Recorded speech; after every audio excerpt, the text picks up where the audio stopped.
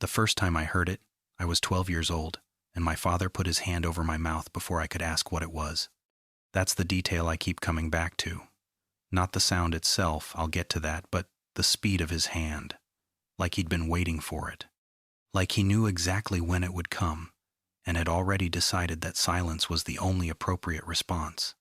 We were sitting on a fallen white pine about a quarter-mile east of our cabin, the two of us eating summer sausage and cheddar off the blade of his pocket knife. And when that sound rolled through the trees, his hand was on my face before the second note. He didn't look at me. He looked north, and he kept his hand there until it stopped. When he finally let go, I remember the red marks his fingers left on my jaw. I remember the sausage I'd been chewing was still in my mouth, unchewed. And I remember he said, very quietly, "We're going home now. Not back to camp. Not back to the cabin. Home." And we drove the 45 minutes to Merrill that night in the dark, and we didn't come back up for 3 weeks. He never explained it. I asked once, maybe a week later, and he said, "You'll learn the pines, or you won't." That was the kind of thing he said, instead of answers. Dale Mickelson wasn't built for explaining. He was built for knowing things, and expecting you to figure out whether those things applied to you. I'm 41 now. I've been guiding hunting trips in northern Wisconsin for 19 years, the last 11 full-time, operating out of a base property between Gleason and a bend in the Spirit River that doesn't appear correctly on most maps. I take small groups, usually 3 to 5, into the Chequamegon-Nicolet and the adjacent county forest land, for whitetail, grouse, bear, and occasionally turkey. I know this timber better than I know the layout of my own house. I've walked it in every season, in every kind of weather, at every hour. I know where the deer bed in October and where they shift by late November. I know which ridgelines the wind betrays you on, and which saddles hold thermals that make no sense until you've hunted them 4 or 5 times. I know the land, and I know the sound. I need to talk about it now, because of what happened this past November, during the gun deer season. Something occurred on a trip I was guiding, something I can't keep to myself anymore, not because I think telling people will fix it, but because there are things happening in those woods that are outside the scope of what I can manage alone. I've managed them for years. I managed them the way my father did, through avoidance, through firm redirection, through rules that I enforce without full explanation. That system worked. It kept people alive. It didn't work this time. Let me back up and explain how the guiding operation functions, because you need to understand the structure before I can tell you where it broke.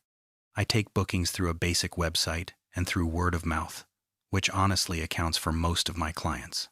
Groups come up Thursday or Friday before the Saturday opener, and I run them through an orientation at the cabin property maps, stand locations, drag routes, radio protocol, the usual.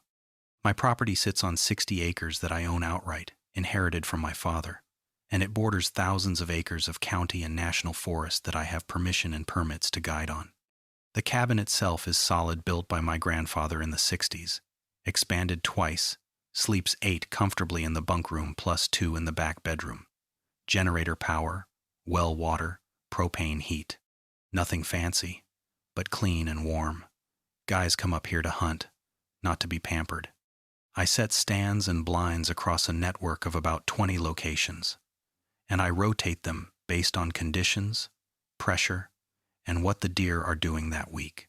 Most of the stands are along established trails, logging roads, deer runs, ridge edges, creek crossings. I know the wind patterns at every one. I keep a journal going back 15 years. When I place a hunter, I'm not guessing. I'm reading the land the way my father taught me to read it, which is the way his father taught him, adjusted for the fact that the timber has changed. The wolves have pushed the deer patterns south and east, and the winters aren't what they were. There's one area I don't place stands in. I don't take clients there. I don't run trails through it, and I don't mark it on the maps I hand out during orientation. It's north. Specifically, it's a section of old-growth white pine and hemlock that starts about 2 miles north-northwest of my cabin and extends I'm honestly not sure how far. I've never walked to the far side of it. My father never walked to the far side of it. The county plat maps show it as state land, part of the national forest. But there are no maintained trails, no logging history since the 1920s, and no reason for anyone to go in there. The terrain drops into a series of shallow ravines choked with blowdowns, and the canopy is so dense that the understory is mostly bare, just needles and shadow, and the kind of silence that doesn't feel like absence, but like presence. You know the difference. When a forest is quiet because nothing's there, it feels empty. When a forest is quiet because something is there and everything else has shut up, it feels full. That section of timber feels full, and that's where the sound comes from. I should describe it, even though I've never been able to do it properly. It's not a howl, it's not a scream, it's not mechanical, and it's not quite animal. If I had to build it from parts, I'd say it starts like a low hum, almost a vibration you feel in your molars before you hear it in your ears, and then it rises into something tonal. Musical, almost, but wrong, like a note played on an instrument that shouldn't exist. It sustains longer than any breath should allow, and it doesn't echo the way sound echoes in timber. It doesn't bounce off the trunks and come back thinner. It comes through them. It comes through the wood itself, as if the trees are conducting it, and when it fades, it doesn't stop. It recedes. It pulls back into the north, like something drawing a breath back in. The first few times I heard it as an adult, guiding on my own in my early 20s, I did what my father had trained me to do, without quite training me to do it. I stopped. I waited. And when it ended, I moved south. I didn't analyze it. I didn't record it. I didn't go looking for it. This wasn't conscious strategy. It was something older than strategy. It was the same thing that makes you pull your hand back from a hot stove before you've consciously registered the heat. My body knew what to do with that sound before my mind had an opinion about it. Over the years, I developed a system. It was simple, and it was unspoken. During orientation, I would tell clients the same thing. We hunt south of the river and east of the ridge. That's where the deer are. If you go north past the old hemlock line, you're in thick timber with no game and bad footing. There's nothing up there worth walking to. That was usually enough. Hunters are practical people, for the most part. They go where the deer are. Nobody wants to bushwhack through blowdowns in the dark for no reason. But sometimes someone would hear it. It didn't happen every trip. Some seasons it didn't happen at all. Other times it would come 2 or 3 evenings in a row, always after dark, always from the north, always with that same structure, the low vibration, the tonal rise, the sustained impossible note, the recession. When a client heard it and asked me about it, I had a set of responses I'd developed over the years. Timber wolves, wind shear through the pine canopy, ice cracking on the river, carried weird by the terrain. Once, when a guy wouldn't drop it, I told him it was a great horned owl in a culvert that acted like a resonance chamber. He bought it. They always bought it. People want explanations more than they want truth. And I was selling explanations. The system worked for 17 years. I want to be clear about that. 17 years of guiding, hundreds of clients, and not one serious incident connected to the sound. People heard it. I explained it away. We went back to hunting. The land cooperated. The sound stayed north. I stayed south. The boundary held. This past November, I had a group of 4 booked for the 9-day gun season. 3 of them were repeat clients, guys I'd guided before, good hunters, no problems. Dan Kowalski, a pipe fitter from Wausau. His brother-in-law, Rich Terrio, an electrician from Stevens Point. And Mike Ostrander, a retired game warden from up near Rhinelander who'd been coming to me for 6 years and was, frankly, a better woodsman than most guides I've met. These 3 I trusted completely. They knew my rules, they respected the land, and they didn't ask questions I couldn't answer. The 4th was new. His name was Ava Lindgren. Well, his name was actually Anders, but everyone called him Ava, some family nickname from childhood that had stuck. Ava was 34, a software developer from Madison who'd taken up hunting 3 years earlier and had been on exactly 2 guided trips before mine, both in southern Wisconsin for whitetail on managed farmland. He'd been referred by a friend of Dan's, and Dan had vouched for him, which was good enough for me. Dan's judgment about people had never been wrong. Ava arrived Thursday afternoon in a brand new Tacoma, packed with brand new gear. I don't hold that against anyone. Everyone starts somewhere, but there's a way that brand new gear tells you about a person. Not that they're incompetent, but that they're in the acquisition phase. They're collecting the equipment of an experience they haven't had yet. Sometimes, those people are fine. They're humble, they listen, they let the land teach them. Other times, they're not fine.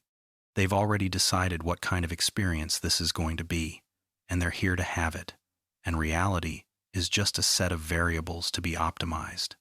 Ava was smart. That was obvious immediately. The kind of smart that asks precise questions and listens to the answers with visible analytical processing.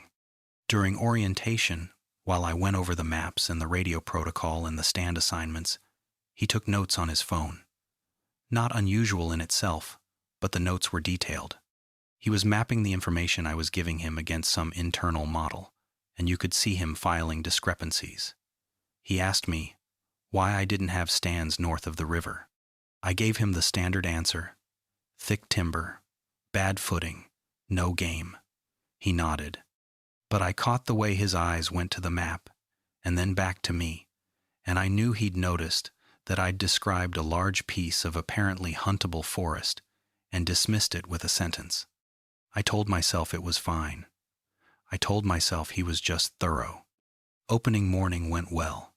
I had Dan in a ladder stand on the southeast ridge, Rich in a ground blind near the creek crossing, Mike in a hang-on stand he'd helped me set the previous spring on the oak flat, and Ava in my most reliable spot, a double ladder stand on the edge of a clear-cut that funneled deer through a 30-yard gap between two thickets.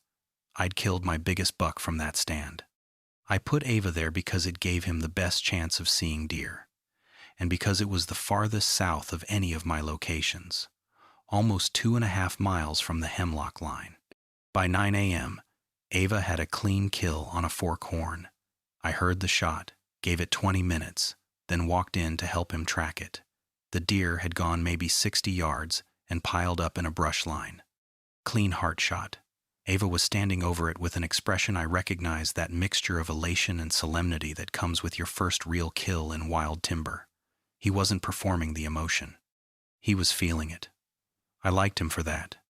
We dressed the deer, dragged it to the trail, and I brought the ATV around to haul it out. By noon it was hanging in the pole barn, and Ava was sitting on the porch with a beer, looking at the pines, with an expression that I've seen on the faces of people who are falling in love with a place. That expression usually makes me happy. That day, something about it made me uneasy, and I didn't know why. The first 3 days of the season were textbook. Dan took a nice 8-point Monday morning. Rich missed a doe and spent the rest of the day performing the elaborate self-recrimination that is his version of fun. Mike, as usual, was holding out for a mature buck and was content to sit in his stand, from dark to dark, watching the woods do what the woods do. Ava, having filled his buck tag, switched to his doe tag and went out each morning with the quiet focus of someone who is learning something new about themselves. Monday evening was when the sound came. We were all in the cabin. It was maybe 8:30. The generator was running, the wood stove was cranking, and Rich was in the middle of a story about a plumbing disaster at his mother-in-law's house that had Dan crying with laughter. Mike was at the table cleaning his rifle. Ava was on the couch with a book, something about forest ecology, I'd noticed. The generator masked it at first, but there's a frequency to the sound that comes through walls and machinery the way it comes through trees, and I felt it before I heard it. That sub-audible hum in my back teeth. I looked up from the sink where I was washing dishes, and I saw Mike look up at the same time. Mike heard it too. We made eye contact, and in that half-second of eye contact, I understood that Mike Ostrander, retired game warden, man who had spent 40 years in the North Woods, knew exactly what that sound was. Not what it was, what it meant. He knew it the way I knew it. Not through understanding, but through the accumulated weight of not understanding and choosing to leave it that way. Mike looked at me. I looked at Mike. And we both looked at our hands and said nothing. But Ava's head came up off the book. "What is that?" he said. Rich and Dan didn't hear it over the generator and their own laughter. They looked at Ava, confused. "What's what?" Dan said. "That sound. Listen." The room went quiet. The generator chugged, the wood stove ticked, and through it, under it, woven into the silence between the mechanical sounds, was the tone, faint but present, coming from the north, the way it always comes from the north, that long, sustained, wrong note. "I don't hear anything," Rich said. "Wind in the pines," I said, and I said it too fast. Mike heard me say it too fast, and I saw his jaw tighten. Ava was standing now. He'd moved to the window that faces north, and he was standing with his hand on the glass. "That's not wind," he said. "Wind doesn't have a pitch like that. That's a consistent frequency. Listen, it's not fluctuating the way wind noise does. It's sustained." "Some kind of animal?" Dan offered. "It's wolves," I said. "They do weird things with sound up here. The terrain bounces it around." Ava looked at me, and there it was, that analytical processing I'd noticed during orientation. He was comparing what I'd said to what he was hearing, and the comparison was failing. "Wolves don't produce a sustained monotone," he said, not arguing, just observing. "That's a single frequency. It's not organic vocalization." "Ava," Mike said, and his voice had a quality I'd never heard in it before. Not a warning. Exactly. More like a door being closed politely. "Some things up here just sound strange. You hunt long enough in the North Woods, you hear all kinds of stuff. Best thing to do is let it go." Ava looked at Mike, then at me, then back at the window.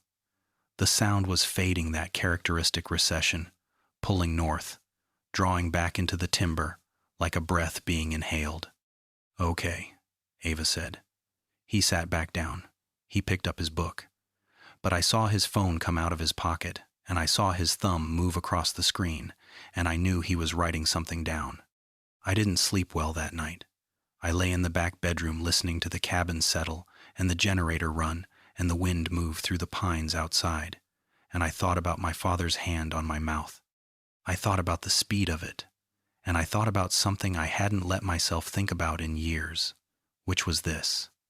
My father knew when the sound was coming, not because he'd heard it start, because he'd felt whatever precedes it. Whatever atmospheric or environmental, or I don't have a word for it, whatever shift occurs in the minutes before it begins, my father could detect it. And I can too. I felt it before it reached the cabin that night. A change in pressure, almost. A thinning of something. As if the air between me and the north became less substantial, and sound could travel through it more easily because there was less in the way. I'd never told anyone that. I'd never even articulated it to myself that clearly. But lying in the dark that Monday night, I understood it as a fact. I could feel the sound coming the way some people can feel weather coming, and that meant my connection to it was not purely acoustic. It was something else. I put that thought away. I put it in the same place I'd been putting things for 19 years, which was the place where I keep everything I know about the North Woods that I will not examine. That place was getting full. Tuesday was uneventful. Good hunting weather, cold, overcast, light wind from the southwest. Rich finally connected on a doe in the afternoon. Everyone was in good spirits at dinner. Ava was quiet but not withdrawn. He asked me questions about the history of the property, the timber management, the wolf packs. Normal questions. I answered them. He didn't mention the sound. Wednesday morning, I drove out to check a trail camera I'd set on the east side of the property, and when I came back, Ava's Tacoma was gone. I checked the bunk room. His gear was there. His rifle was there. His phone was on the charger. But his boots were gone. His pack was gone. And his Tacoma was gone. I called Dan. Where's Ava? Dan didn't know. He'd left for his stand before dawn. Hadn't seen Ava since the night before. I called Rich, who was in his blind. Same answer. Mike didn't answer his radio. He was deep in the oak flat, where reception was bad. I drove down the access road to the county highway, and I found Ava's Tacoma parked at the intersection of County Road C and an unmarked Forest Service road that goes north. It was locked. The engine was cold. I stood there in the gravel looking at his truck and looking at the Forest Service road and feeling something I hadn't felt since I was 12 years old. The specific, precise sensation of someone you are responsible for being in a place they should not be. The Forest Service road runs north for about 4 miles before it dead ends at a turnaround that hasn't been maintained in decades. From that turnaround, if you walk north-northwest through about a half-mile of mixed hardwood and young pine, you hit the hemlock line. And beyond the hemlock line is the old growth, the sound. I'm not a person who panics. I've dealt with medical emergencies in the field, hunters who've gotten turned around in the dark, a black bear in the garbage shed, a guy who accidentally discharged his rifle inside the cabin. I handle things. But standing at Ava's truck, I felt a kind of cold clarity that was worse than panic, because it came with total understanding. I knew exactly what had happened. Ava had heard the sound Monday night, and he'd done what his mind was built to do. He'd analyzed it, classified it as anomalous, and decided to investigate. He'd driven to the nearest access point to the North Timber, and he'd walked in, alone, without telling anyone, without his phone. I went back to the cabin and got Mike on the radio, told him to come in, told him it was urgent. Then I sat on the porch and waited, and while I waited, I did something I never do. I looked north, not at the pines through them, into the density of the timber beyond my property line, into the place where the old growth starts, and the light changes, and the silence becomes that other kind of silence. And I felt it. That thinning, that reduction in the substance of the air between here and there. It was midday, clear sky, and I could feel it, and that terrified me, because the sound had never come during the day, not once in 29 years of hearing it. It was a nighttime phenomenon. Whatever was creating that thinning was doing it outside its normal pattern, and the only new variable was Ava Lindgren walking into the old growth alone. Mike came in at 1:15. He came in fast, which was unlike him. Mike Ostrander does everything at one speed. But he'd heard something in my voice on the radio, and when he came through the door and saw my face, he sat down at the table and said, "Tell me." I told him about Ava's truck, about the Forest Service road, about the direction. Mike was quiet for a long time. Then he said, "You know what's up there." It wasn't a question. I said, "I know there's something I don't go near." "Your dad know?" My dad knew enough to keep his hand over my mouth. Mike nodded. He looked at the table. He looked at his hands. Then he said, "I heard it in '89, first year on the job. I was doing a night patrol on a poaching complaint, solo, up near the Averill Creek drainage. I was maybe 22. I heard it, and I ran. I ran back to my truck, and I drove to the field office, and I sat in the parking lot until dawn. Never wrote a report. Never told anyone. But I started paying attention after that. Talked to the old wardens, the ones who'd been up here since the 60s. Most of them wouldn't say anything. One guy, Harlan D. Young, he'd been stationed out of Park Falls for 30 years. He told me the sound had been here longer than anyone. He said the Ojibwe had a word for the place it came from, but he wouldn't tell me the word. He said the word was the sound, and saying it was the same as hearing it, and hearing it was the same as calling it. I felt the hair on my arms lift. Calling what? Harlan wouldn't say. He just said, "You don't follow it, and you don't call it, and if somebody goes in, you don't go in after them." He said that part 3 times. He said it was the most important part. We sat with that. "So we leave him," I said.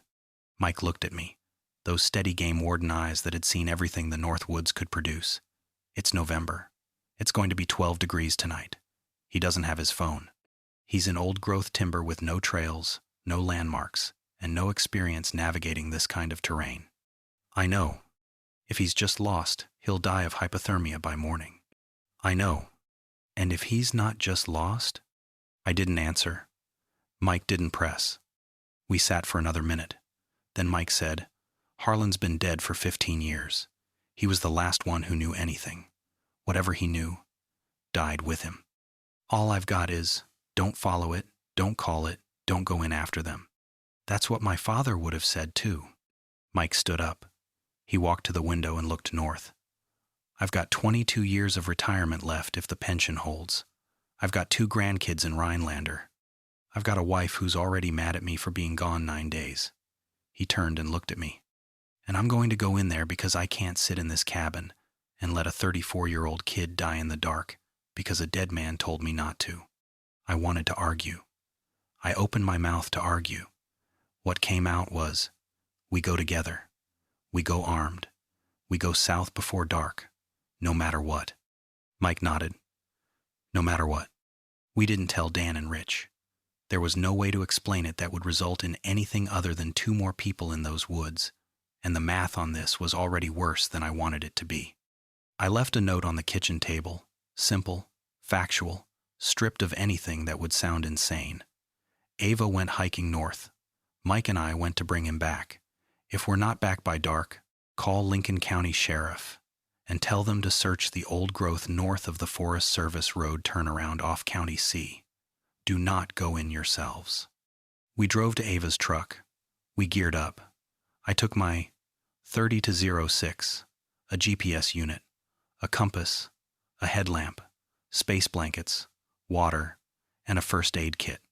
Mike took his 308, his old Warden-issue GPS, his compass, and a pack that looked like it had been ready for this kind of thing for a long time. We started walking at 2:15. The Forest Service Road was easy, going flat, wide, soft, with old needles. We made the turnaround in 45 minutes. The turnaround itself was overgrown, barely recognizable as a man-made feature. And on the far side, where the road used to continue before the Forest Service abandoned it, I could see where someone had pushed through the brush recently. Broken branches, boot prints in the soft ground. Ava had come this way. We followed the tracks north-northwest through the mixed hardwood. The trees here were younger, second growth from the last logging cycle, maybe 60, 70 years old. Maple, birch, some young pine, normal forest, normal light, normal silence, the empty kind, not the full kind. After about 20 minutes, the composition of the forest began to change. The hardwoods thinned, the pines got older, the canopy got denser.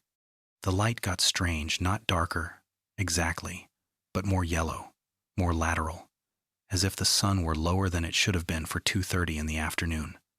I checked my watch. It said 2:52. I checked the angle of the light coming through the canopy. It looked like 4:30 light, 5 o'clock light, the light of a sun that was already behind the tree line. Mike, I see it. The light's wrong. I know. We kept walking. The boot prints continued. Ava had been moving with purpose, not wandering. He'd picked a bearing and held it, northwest, directly into the old growth. At 3 to 10, we crossed the hemlock line. I want to describe what this was like, because I'd never actually crossed it before. I'd approached it.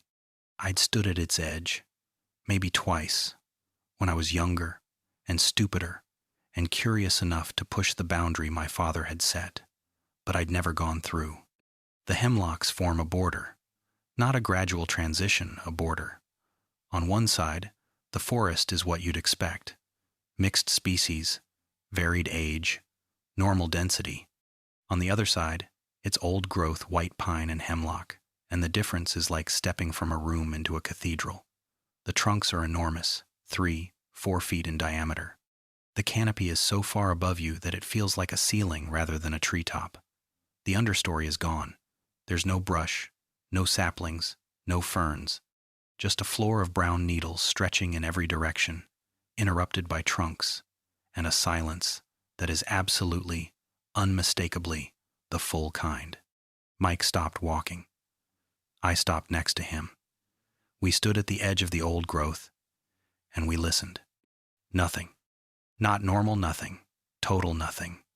No birds, no wind in the canopy, no squirrels, no insects, no creaking wood, no dripping water, nothing. The silence was so complete that I could hear my own blood in my ears and the fabric of Mike's jacket moving against itself when he breathed. "I can hear my heart beat," Mike said very quietly. "Yeah, I don't like this." No. Ava's boot prints continued into the old growth, clear in the needles, straight line, still northwest. We followed. The thing about walking through old growth in that kind of silence is that your own sounds become enormous. Every footstep was an event. Every time a stick broke under my boot, it sounded like a gunshot, and my body flinched even though my mind knew what had caused it. The silence was so total that our presence in it felt like a violation, like we were generating noise that the forest was being forced to absorb against its will. We walked for 15 minutes. The trees got bigger. The canopy got higher. The light got worse that wrong. Late afternoon yellowness, deepening toward amber. Even though my watch said 3:25, I checked the GPS. It showed our position accurately. I checked the compass. It was steady, pointing north. The instruments were fine. The light was not. At 3:30, I felt the thinning. It came on gradually, like a headache you don't notice until it's already established. That reduction in substance, that sense that the air between me and somewhere else had become less dense, less resistant, more transmissive. I stopped walking and held up my hand, and Mike stopped behind me. "It's going to happen," I said. "What is?" "The sound. I can feel it building." Mike looked at me with an expression I couldn't read. "You can feel it?" "I've always been able to feel it." "I didn't. I don't talk about that." "Jesus, Dale." "I know." "How long?" "Minutes. Maybe less." We stood in the old growth, in the amber light, in the absolute silence, and we waited. I don't know if you've ever waited for something you're afraid of when you already know it's coming. It's different from being surprised by fear. When fear is coming toward you at a known speed, your body has time to prepare, and the preparation is worse than the event. Every cell in my body was bracing. When it came, it was different from inside the old growth. From outside, from the cabin, from the southern woods, from anywhere I'd ever heard it before, the sound was distant and filterable. You could experience it as an oddity. Something strange in the night, a thing to be explained away. From inside, standing among the trees that conducted it, the sound was not distant. It was not filterable. It was not an oddity. It was a voice. I don't mean that metaphorically. I don't mean it sounded like a voice. I mean that standing inside the medium through which the sound traveled, with the trunks of 300-year-old pines vibrating against the soles of my boots, and the sound entering my body through my skeleton as much as through my ears. The structure of the sound resolved into something that had the unmistakable character of intentional vocalization. Not words, not language, but a voice. A single, sustained, deliberate voice, producing a tone that was meant to be heard. And it was not coming from the north. It was coming from everywhere, from the trees themselves, from the ground, from the canopy, from the needles under my feet. The old growth was not transmitting the sound from a source. The old growth was the source. Every trunk was producing it. Every root was producing it. The forest was singing, and the song was that tone, that impossible, sustained, wrong note that I'd been hearing since I was 12. Mike grabbed my arm. His fingers were so tight I could feel each one individually through my jacket. His face was white, not pale white, like blood had been commanded to leave the surface of his skin. "We need to go," he said. I agreed. My body agreed. Every alarm I had was firing.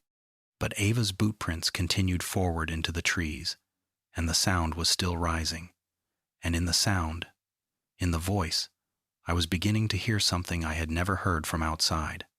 A quality, a texture, the way you can hear the difference between someone singing because they enjoy singing and someone singing because they want you to come closer. This was the second kind. It wanted us closer. "We need to find him," I said, and my voice sounded small and stupid in the midst of that sound, like a whisper in a thunderstorm.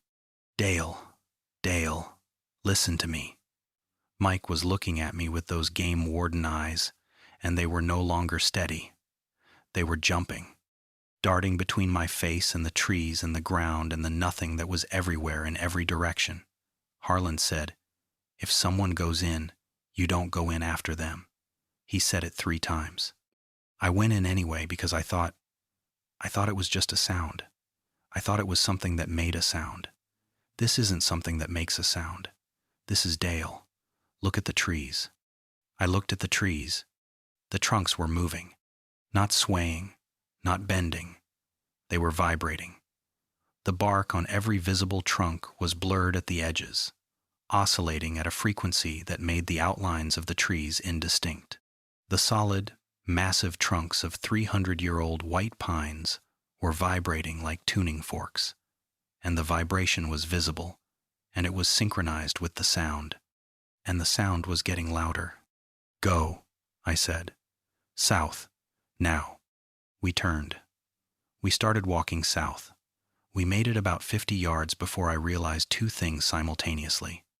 The first was that Ava's boot prints, which we'd been following into the old growth, were gone, not covered gone. The needle floor behind us was smooth and unbroken, as if no one had ever walked on it. Our own tracks were visible, leading forward from where we stood, but the tracks we'd followed in had vanished. The second thing was that I could no longer feel which direction south was. I don't mean I was confused. I don't mean I'd gotten turned around. I mean the internal compass that every experienced woodsman has, the one that's assembled from 1,000 unconscious inputs: sun angle and wind direction and terrain slope and shadow length. That compass was gone. It had been wiped clean. I felt no directional pull at all. I could have been facing any direction and it would have felt exactly the same. I pulled out my GPS. The screen was on. The battery was fine. The display showed my position, but the position was wrong. It showed me standing at my cabin. My cabin, 2.5 miles south. The GPS believed I was at home. I pulled out my compass. The needle was spinning, not drifting spinning, rotating in a smooth, continuous circle, as if the magnetic field around me had become a vortex. "Mike," my voice was shaking. I want to be honest about that. I was shaking. "Mike, the compass is gone. GPS is wrong. I can't find south." Mike had his own GPS out. He was staring at it. "Mine says I'm in Rhinelander," he said. "It says I'm at my house." The sound intensified. It was inside my skull now. I could feel it in the sutures of my cranium, in the soft tissue of my sinuses, in the fluid of my inner ear. The vibrating trees were throwing off fine particles of bark that hung in the amber light like dust in a cathedral. And through the dust, the trunks were becoming harder to see. Not because the dust was obscuring them, because the trunks themselves were losing definition. The vibration was blurring them at a frequency that was approaching the visual threshold, where solid objects begin to look like suggestions of objects. And the sound changed. The sustained tone cracked, split, became 2 tones, then 3, then a chord, a harmonic structure that was so complex and so wrong that my ears couldn't parse it. It was like hearing colors or seeing tastes. The sensory input was real, but my brain had no category for it, and the absence of a category created a panic that was deeper than fear. It was the panic of a nervous system encountering something it was not built to process. Mike was saying something. I could see his mouth moving, but I couldn't hear him over the sound. He was pointing south, or what he thought was south. I had no way to verify. I grabbed his arm, and we started moving in the direction he was pointing. And I want to tell you that we walked calmly and navigated carefully and used our training and experience to find our way out. We ran. We ran through the old growth with no idea if we were heading south or north or deeper in. We ran through the blurred trees and the amber light and the bark dust and the sound that was everywhere, that was coming from the ground and the sky and the wood and the air and our own bones. I have never run like that. I have never been that animal. Even when I was 12 and my father's hand was on my mouth, there was still a human framework around the fear, a context, a parent, a set of rules. In the old growth, running, there was no framework. There was just the sound and the movement and the knowledge that something fundamental about the place I was in had become incompatible with my continued presence as a coherent being. How long we ran, I don't know. My watch said 4 minutes. My body said an hour. At some point the trees changed. The trunks got smaller. The canopy dropped. Hardwood started mixing in with the pine. The amber light shifted to gray, normal gray. Late afternoon in November gray. The sound receded. Not all at once, but in layers, like someone peeling back sheets of something, and under each layer was more silence, until finally there was just silence, the empty kind, the kind that means nothing's there. We stopped in a stand of birch and maple. We were breathing like we'd sprinted a mile. Mike bent over with his hands on his knees, and I thought he was going to vomit, but he just stayed there, breathing, his back heaving. I checked the GPS. It blinked, recalculated, and showed our position correctly. We were a half-mile east of the Forest Service turnaround, in the mixed hardwood zone south of the hemlock line. We'd come out. Somehow, running blind, we'd come out. I checked the compass. The needle pointed north. Steady. Still. Mike straightened up. His face was still white. He looked at me and opened his mouth and closed it and opened it again. "Ava," he said. I looked back the way we'd come. The trees were just trees. The light was just light. The old growth was invisible from here, just a darker band of timber on the northern horizon, barely distinguishable from the rest of the forest. "I'm not going back in," I said. Mike didn't say anything. He walked in on his own, without telling anyone, without his phone. He made a choice. Ho. Mike still didn't say anything. I know how that sounds. I know how it sounds to say that about a man who's still alive in there, who might still be alive in there. I was talking too much. I could hear myself talking too much, and I couldn't stop. But you heard what Harlan said. You heard it 3 times. We just Mike. The trees were vibrating. The compass was spinning. The GPS was lying. That's not a search and rescue situation. That's not something we go back into with a plan and a headlamp. That's something we don't have the architecture to deal with. I know, Mike said. His voice was flat, emptied out. I know. We walked back to the turnaround. We walked back down the Forest Service road. We got to the trucks. It was 4:40. We'd been in the old growth for less than an hour, but the angle of the light said it should have been later, or earlier. The light wasn't doing what it should have been doing, even out here, a safe distance from the hemlock line, and I chose not to think about that. We drove back to the cabin.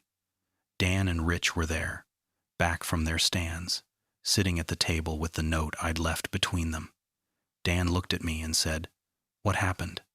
"Ava went north. Into the old growth. We went in to get him, and we couldn't find him. We need to call the sheriff." Dan stared at me. "Old growth? What old growth? There's nothing up there. You said there's nothing up there." I was wrong. Rich said, "Where is he? Is he lost?" "I don't know." "What do you mean you don't know? You went in after him." I don't know. We went in, and we couldn't find him, and we need to call the sheriff."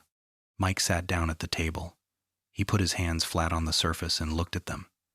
Dan and Rich looked at Mike, and whatever they saw in his face stopped their questions. Mike Ostrander was not a man whose face showed things, unless things were very bad. I called Lincoln County, told them I had a missing hunter, gave them the location, gave them the details.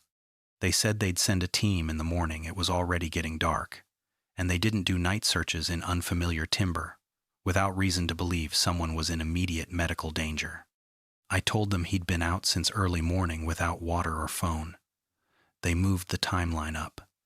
A team would stage at the Forest Service Road by 6 a.m. I didn't tell them about the sound. I didn't tell them about the vibrating trees. I didn't tell them about the light, or the compass, or the GPS. I told them a hunter had walked into thick old-growth timber, gone off trail, and failed to return. That was true. Everything I left out was also true, but I've lived in northern Wisconsin long enough to know what you can say to a sheriff's deputy and what you can't. That night, no one slept much. Dan and Rich sat in the main room, talking quietly, trying to understand what had happened. Mike sat in the corner of the bunk room and didn't talk to anyone. I sat on the porch, in the dark, in 12-degree air, and I looked north. At 9:16 p.m., the sound came. It was different. From the cabin, 2.5 miles south of the old growth, the sound had always been distant and dreamlike. A curiosity, an oddity. Tonight, it was louder. Not enormously louder, but noticeably, as if the distance between the old growth and the cabin had been reduced by some fraction. As if the thinning I'd felt earlier had permanently altered the acoustic relationship between here and there. And there was something in the sound that hadn't been there before. A secondary element, a harmonic, riding on top of the primary tone.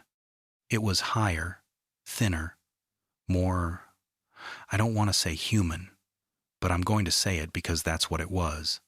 It was more human. It had a quality that I associated with human vocal production. A breathiness, a grain, as if the sound, in addition to its fundamental tone, was now carrying something that had once been a voice. Dan came out onto the porch. He could hear it now. Whatever had changed had pushed it past the threshold of casual dismissal. "What the hell is that?" he said, and his voice was the voice of a man who does not want the answer to his question. "I don't know," I said. And for the first time in 17 years, I told a client the truth. The search and rescue team arrived at dawn. 6 people, a team leader, 2 field searchers, a canine handler with a German Shepherd, and 2 volunteer support. They set up at the turnaround, and I walked them in along the route Mike and I had taken. I showed them where we'd entered, the mixed hardwood. I showed them the direction Ava's boot prints had gone. Except the boot prints were back. They were there in the soft ground, clear as they'd been the day before, heading northwest, into the old growth. The same prints that had vanished from the needle floor inside the hemlock line were perfectly preserved here in the mixed hardwood outside it. I stood there looking at them and feeling something recalibrate inside me, not the GPS or the compass, but something older, some instrument of coherence that was being quietly adjusted by a force I couldn't see. The search team followed the prints to the hemlock line. I walked with them, but I stopped there. I told the team leader, a woman named Jansen, that I'd been through this area the day before and knew the terrain got bad past this point. She asked me to come along as a guide. I said no. She looked at me a professional assessment, reading the refusal for its content. She didn't push. The team went in. I stood at the hemlock line and watched them walk into the old growth, into that cathedral of enormous trunks and bare needle floor in silence. The K9 was pulling hard at first, tracking something, and then, about 200 yards in, the dog stopped. I could still see them from where I stood. The old growth was open enough that I had a line of sight for maybe 300 yards between the trunks. The dog stopped, sat down, and refused to move. The handler worked with it for a minute, then looked back toward me and shrugged. I watched them continue without the dog. They got smaller. The trunks got in the way.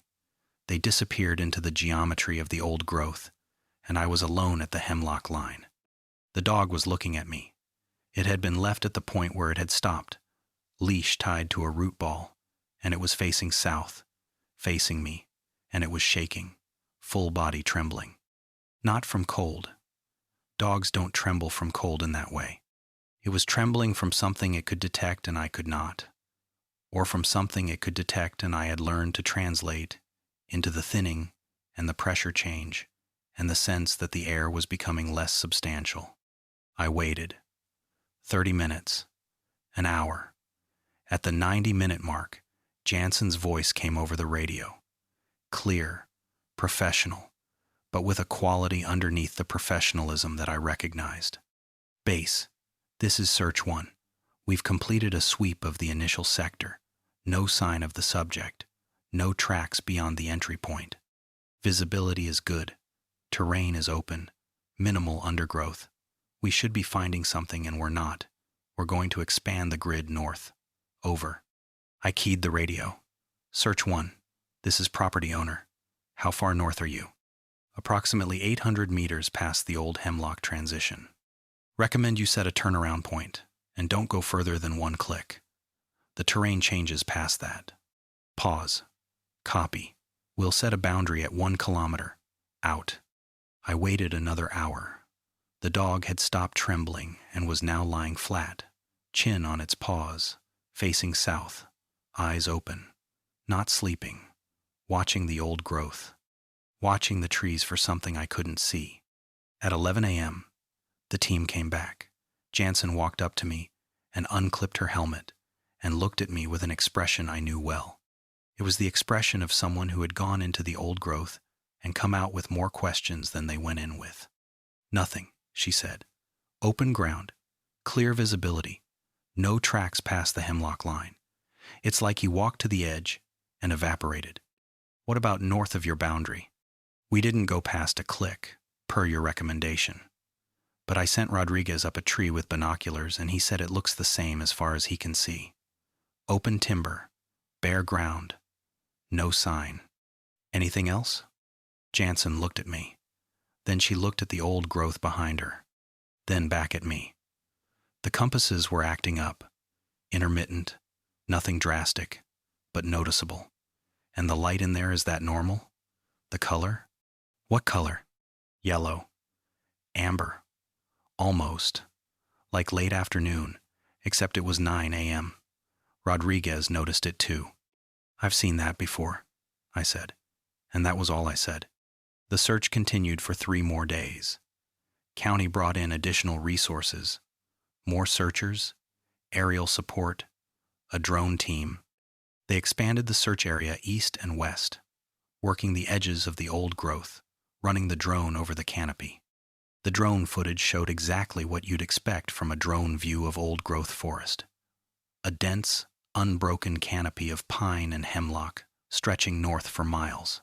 No clearings, no structures, no movement, no heat signatures. On the second day of the expanded search, one of the drone operators told me something that didn't make it into any official report. He said the canopy, when viewed from directly above, appeared to form a pattern.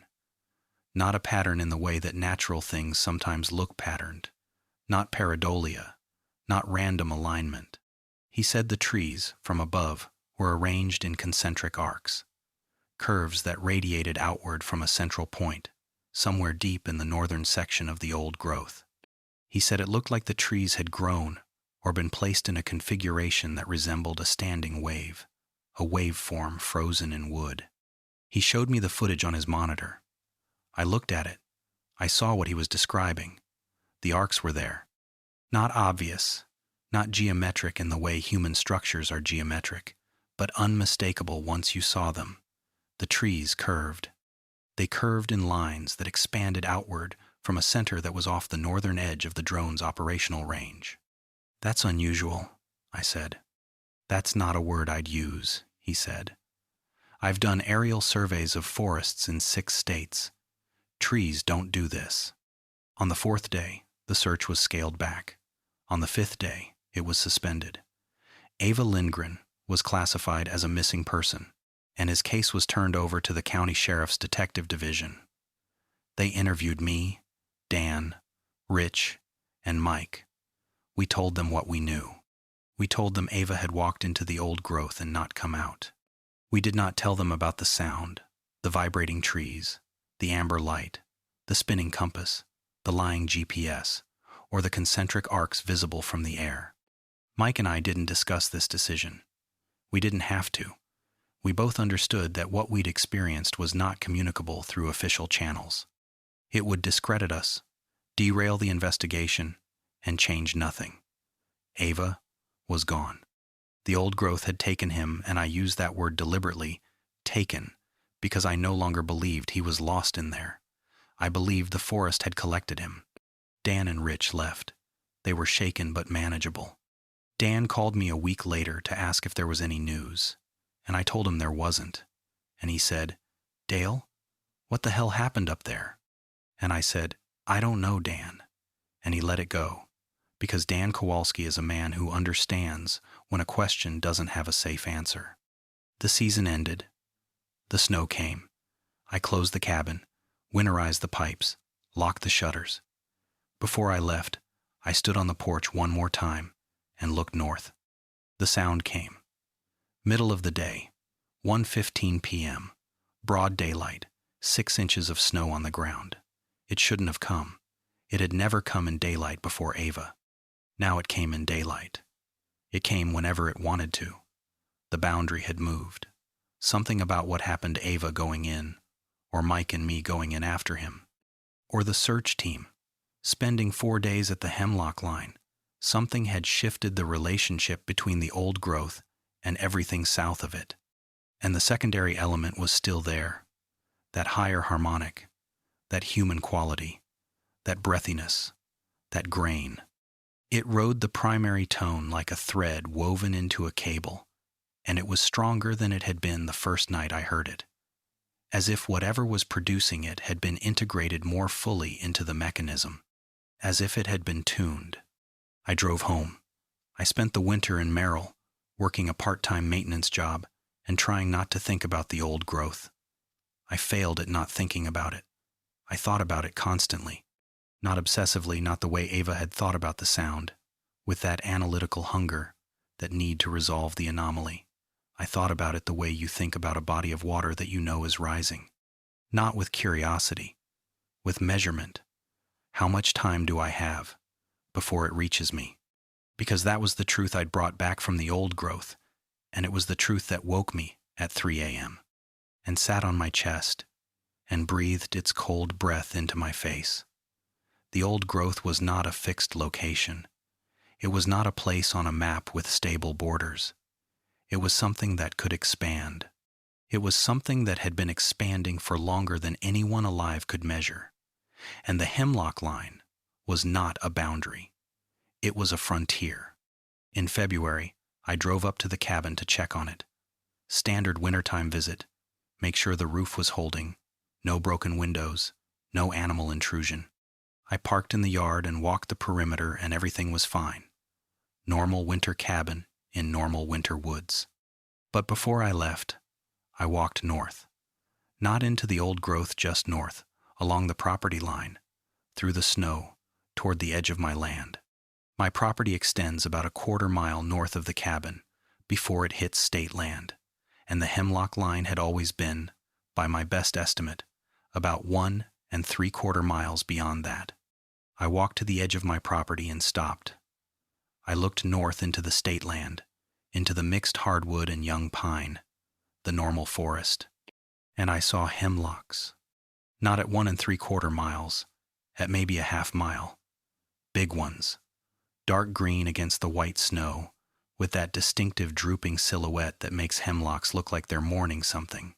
They were there, in a place they had not been in November, in a line that stretched east and west as far as I could see, through the timber. The Hemlock line had moved. It had moved over a mile south in 3 months. I stood there in the snow, in the February silence, and I felt the thinning begin, in the middle of the day, in broad daylight, in winter. The air between me and the hemlocks became less substantial, and I felt the precursor to the sound building in my molars. And I turned around and walked back to the cabin and got in my truck and drove to Merrill and did not go back. That was 2 months ago. I don't know what to do with this. I have a business that depends on that land. I have a life built around those woods. I have 17 years of guiding and a reputation and a set of relationships with clients who trust me to take them into the forest and bring them home safely. And the forest is changing. The thing in the old growth is expanding south, and it's doing it faster now. And the sound comes in the daytime, and the sound has a human harmonic in it that wasn't there before. And a man I was responsible for walked into the trees and did not come out. I keep thinking about something Mike said on the drive back from the Hemlock Line that Wednesday, after we'd gotten out. He was staring out the windshield and he said, "You know what bothers me most? It's not the sound. It's not the trees or the light or any of that. It's that the dog sat down. The dog knew. The dog had no science and no curiosity and no need to understand. And it sat down and it faced south and it waited. The dog knew exactly what to do. We didn't." He was right. The dog did know. The dog had an immune system against the thing that made Ava walk north. The thing that made me and Mike follow him. The thing that makes every pattern-seeking, explanation-hungry human mind turn toward the sound, instead of away from it. The dog felt it and refused it, and that was enough. No analysis, no second-guessing, just refusal. I'm trying to learn that. I'm trying to teach myself to be the dog. Because the sound came last night. I'm in Merrill. That's 45 miles from the cabin. And it came last night, at 2 a.m. And I felt it in my teeth. And I heard it through the walls of my house. And it was faint, but it was clear. And the human harmonic was there. And underneath the human harmonic, underneath Ava. Because I know now, that's what that is. I know it the way I know what south feels like. Or used to. Underneath Ava, there was a third layer. A newer harmonic. Thinner. More recent. And I don't know whose voice that is. But I know it wasn't there before the search team went in. Before Jansen and Rodriguez and the others walked past the Hemlock Line and spent 4 days at the edge of something they didn't understand. Jansen hasn't returned my calls in 3 weeks. I looked her up. She's on leave from Lincoln County Search and Rescue. Medical leave. No details available. I'm going to call Rodriguez tomorrow. If he answers, I'll know something. If he doesn't, I'll know something else. The sound is coming south. It's coming to Merrill. It's coming to Wausau and Stevens Point and Madison.